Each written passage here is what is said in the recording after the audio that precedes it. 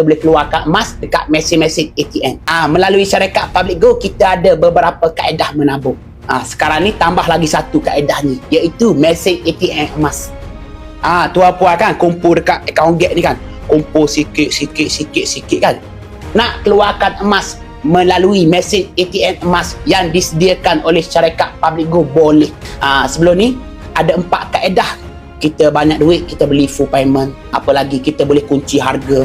Kita boleh buat kaedah auto debit. Kita boleh menabung dalam akaun kita sendiri, akaun Get. Ni tambah satu lagi, kita boleh keluarkan emas dekat mesin-mesin ATM yang disediakan oleh syarikat Public Gold. Setiap negeri ada mesin ATM emas.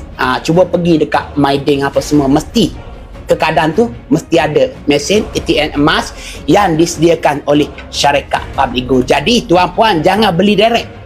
Tuan-puan nampak kan, tuan-puan pergi dekat shopping mall tu, nampak mesin ATM emas. Tuan-puan terus beli dekat sana. Jangan beli dekat sana, mahal. Kena buka dulu akaun emas percuma, menabung dulu dalam akaun kita ni.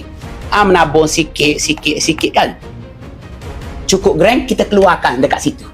Itu tak ada masalah. Jadi kena dapatkan dulu nombor ahli orang keberapa, menabung dulu dalam akaun kita. Nanti kita pergi dekat mesin ATM yang terdekat, kita keluarkan dekat sana. InsyaAllah itu lebih jimat.